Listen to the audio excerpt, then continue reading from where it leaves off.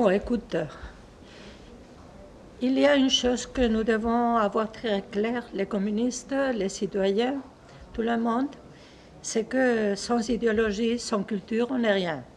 Et la tapisserie de ce que fait Jean Lurçat, c'est vraiment le point de rencontre entre le métier de chacun au départ, quand il s'agissait juste de s'habiller, puis le métier vraiment de l'ouvrier du textile qui rencontre l'art.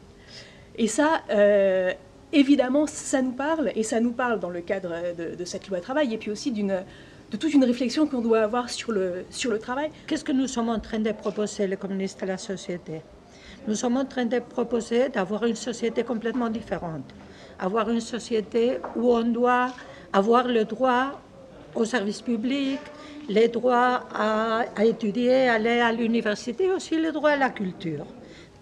De considérer, de regarder de la tapisserie aujourd'hui, c'est voir une chose qui est l'inverse de la prolétarisation, qui est ce qui se passe en ce moment. C'est vraiment l'inverse. C'est de dire, voilà, des gens qui sont des ouvriers, déjà ils sont plus que des ouvriers parce qu'ils sont des maîtres, ils maîtrisent un métier qui est très difficile avec toute une sensibilité, un travail sur les couleurs, et finalement ils sont potentiellement tous des artistes. Dans les œuvres qui sont présentées ici, il y a des choses sur l'histoire, sur le grand charnier, sur les charniers des camps de concentration, sur l'homme d'Hiroshima.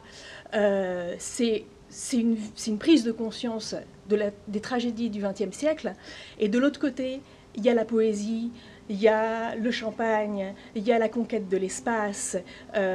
Et qui d'autre que les artistes peuvent nous aider à imaginer? Notre engagement, il s'inscrit dans l'histoire, et puis c'est un engagement pour transformer le monde. Et pour ça, on a absolument besoin de comprendre d'où on vient. Et donc là, on est dans un lieu formidable, chargé d'histoire, et puis en même temps un lieu de création, avec cette extraordinaire tapisserie de Jean Lurçat. Alors, nous devons être cultes, nous aussi. Moi, je pense que connaître l'histoire de nos pays, connaître ce qui s'est passé, connaître une personne comme celle qui a fait ces tapis, un communiste finalement, qui nous montre une part de l'histoire et comment lui a vu l'histoire, c'est une chose fondamentale pour nous. Alors, je le considère tout sauf une perte de temps.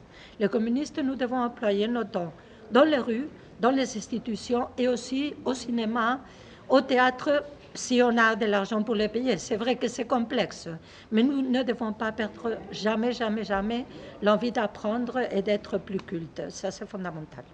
On a besoin de ces artistes et de leur interpellation, qui nous entraînent aussi dans le rêve d'un autre monde que nous voulons construire.